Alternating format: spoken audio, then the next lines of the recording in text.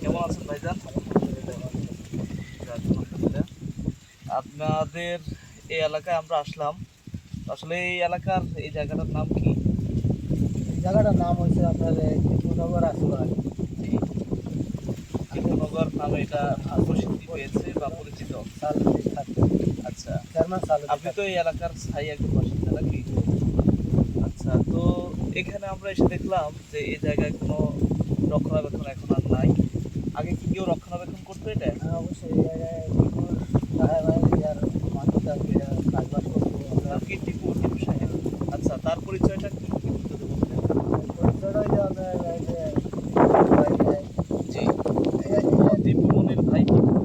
আচ্ছা, এই জায়গায় সে মানে দখল করে এরপরে বিভিন্ন ধরনের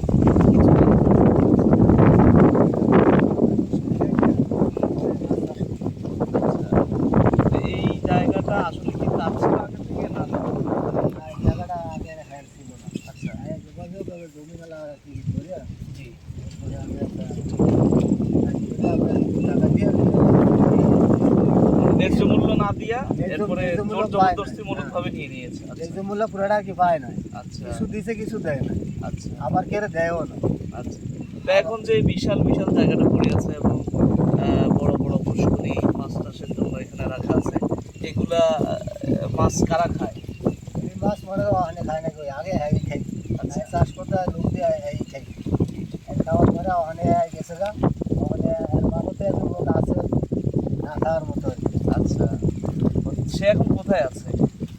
শেখ হাসিনার পতনের পরে মনে হয় এরপর থেকে না এরপরে আর হ্যাঁ কোনো খবর নেই। সে কোথায় আছে কেউ জানা আছে না আপনার? এটা আমার জানা নাই। হ্যাঁ, আচ্ছা।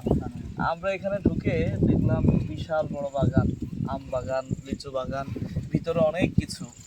তো এই যে লিচু আম এগুলা এবছর কি কেমন হয়েছে এখানে? তেমন লিচু তেমন একটা হয় নয়, আম কিছু হয়েছে আম আর কি মনে করেন এই জনগণই আর কি খাইছে। জনগণ এগুলা খায় কিন্তু কেউ কিছু বলে না বা বলার মতো কেউ আছে? বলার মতো কিছু আছে না, একজন আসল লোক ওইটা কইছে ভাই অনেক দেখা ছোট তো এটি অনেক খায় না কেউ। আচ্ছা, ভাই বড় হইলে আপনারা একটা খাইলে তৃপ্তি মিটবো, আর অনেক ছোট থাকলে খাইলে তো আর ছিঁড়া নষ্ট করে লাভ নেই। আচ্ছা। এরপরে মনে করেন মা ফুল হয় নাকি আর একটা মা নেই। ও, যে যখন আসে খেয়ে ফেলে। সবাই এরকম ছিঁড়া মিরা মনে করে কাটতে কুটে খায়। আচ্ছা, মানে কারো কোনো আপত্তি করার কেউ নেই এবং কারো কোনো আপত্তি করার কেউ নেই। আচ্ছা, এখানে ঢুকে পরে জায়গায় এই ঘরগুলো কি টিপু সাহেবের করা? এগুলোতে কে থাকতো? যদি মনে করে আর ওই যে মাছ ধরার কামলা ছিল না, জি। কামলা টামলা থাকতো আচ্ছা, আর ম্যানেজার মনে এই থাকতো। আচ্ছা। তো এইখানে আমি ঢোকার পরে বড় বড় এই পুকুরগুলো, এগুলোর মধ্যে দেখলাম যে অনেকগুলো মাছ, বড় বড় মাছ মানে উপরে উঠে আছে বা এগুলা সাঁতার কাটছে, এগুলো দেখলাম। তো এই মাছগুলো এখনো এখানে কি কোনো রক্ষণাবেক্ষণ নাই, কিন্তু কেউ ধরছে না কেন? আর এই ধরছে না, আর মনে করে কোনো যে খাবারও দেয় না এটি, আচ্ছা, বুঝলেন? খাবার দেয় না, কিছু মাছ মারা গেছে, অনেক মাছই মারা গেছে। মারা যাওয়ার পরে কোনো খাবার নেই, কেটে কোনো খাবার নেই। এই যে এটা পরিবর্তন হয়েছে মতো আর কোনো খাবার নেই, খাবার শেষ। আচ্ছা। ওরা কই যা খাবার কেউ এখন আর ধরে না এটা? না এটা আর ধরে না। মাঝে একবার ধরছিল আর কি, আর শুনছিলাম মানে কি ওই যে আপনার ইয়ে আছে মাছ ধরতে, জীবনের মাছ মাছ ধরতে আর কি পাওয়া। তো আমরা এই বিশাল চরে আসলাম, এই বিশাল চরটা কত কিলোমিটার ব্যাপী হতে পারে? এবার এটা হলো অনেক বড়, অনেক বড় সরে, অনেক বড় অনেক চর। বড়, অনেক বড়। আচ্ছা, আমরা তো এসেছিলাম তেলের মোড় থেকে, যেটা হলো হাইচর উপজেলার একটা জায়গা। তেলের মোড় থেকে আসতে আসতে আমাদের এখানে আসতে প্রায় 1.5 ঘন্টা মতো লেগে গেছে। 1.5 ঘন্টা।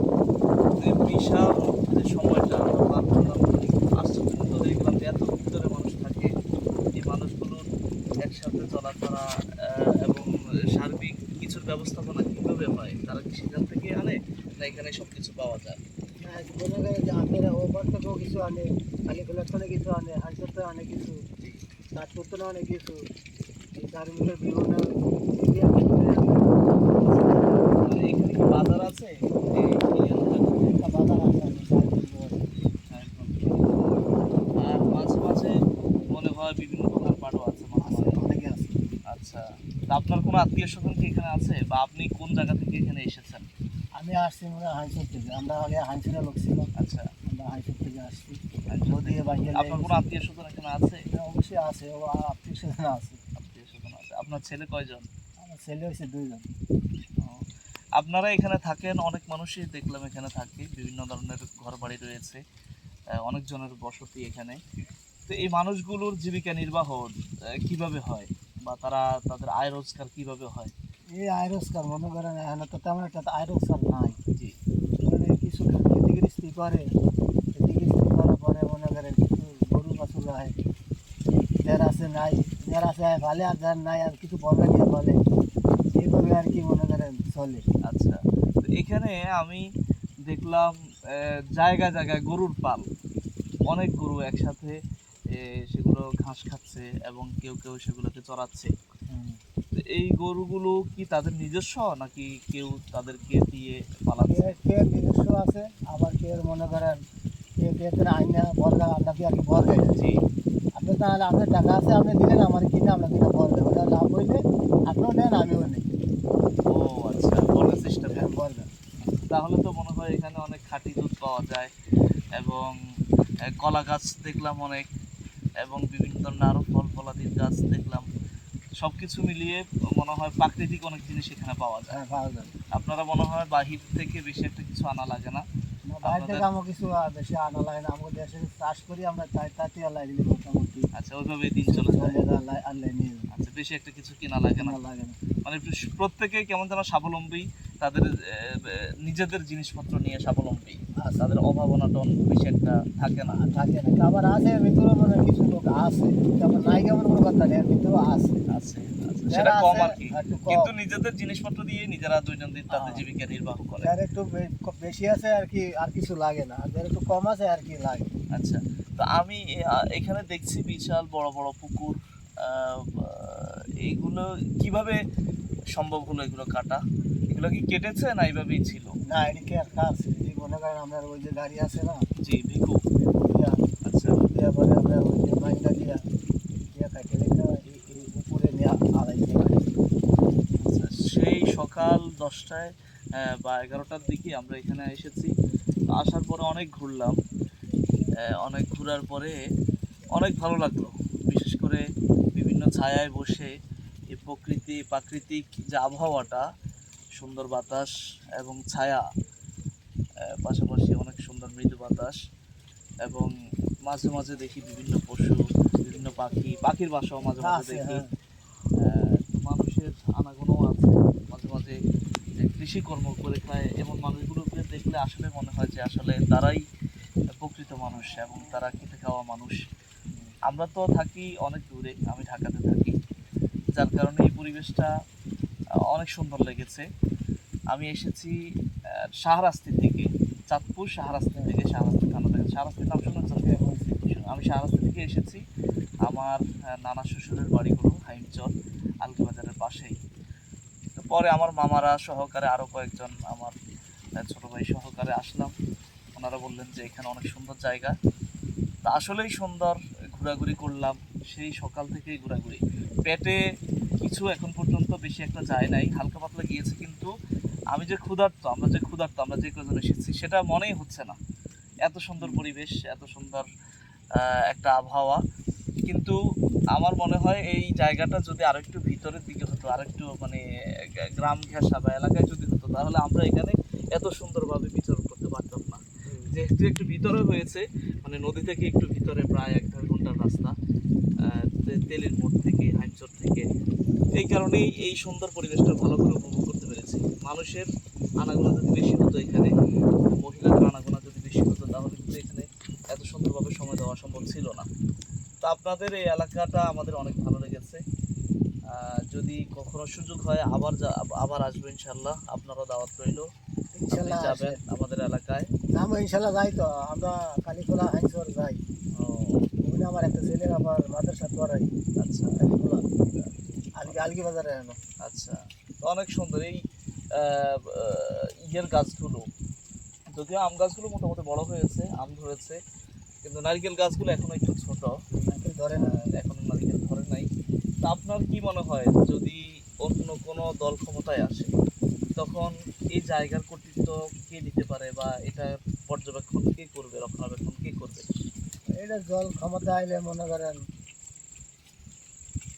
সরকারও নিয়ে যেতে পারে, আবার মালিককে তো নিতে হয়। মালিকে যদি আপনার কাগজ কলমে ভুক্ত থাকে তাহলে মালিকও পাইতে পারে। আর আচ্ছা যদি কাগজে দুর্বল হয় তার সরকার যাইব গা। আচ্ছা, আমি যদি চাই যে এখানে কিছু জায়গা কিনবো, তাহলে সেটা কি সম্ভব?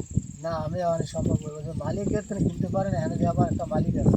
আচ্ছা ধরেন আমার 2 কানি জমি আছে, আপনার 1 কানি আছে, ওই এখানে যদি বেচে আবার আপনি এলে আবার একদম তো এখানে কানি কত করে? এক কানি মানে হলো 80 করে। 80 কড়া। 80 করে। আচ্ছা 80 কড়া। তো এক কানি জমি কত টাকা এখানে? ওখানে মনে করেন আপনি 2 লাখ টাকা লাগবে কিন্তু। 2 লাখ টাকা।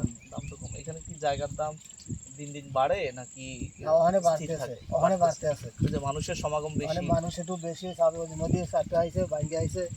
এখানে কি অধিকাংশ লোকজন সব কি নদী নদী ভাঙ্গা। ভাঙ্গার কারণে? সব নদী ভাঙা মানুষ। ও আচ্ছা আমরা এখানে এই যে চর দেখেন, এই চরের তো কোনো খাইতে হবে, যদি নদী না ভাঙতো এই মানুষ। আচ্ছা। তো এখানে যে আপনারা থাকেন সব সময় রোদের মধ্যে, আপনাদের একটা বিরক্তি মনোভাব তৈরি হয় না, বা একটা কষ্ট অনুভব হয় কিনা? কষ্ট হয়ও, আরে হয় না। আপনাদের ঘরগুলোতে কি গরম লাগে খুব বেশি? হ্যাঁ, অবশ্যই গরম লাগে।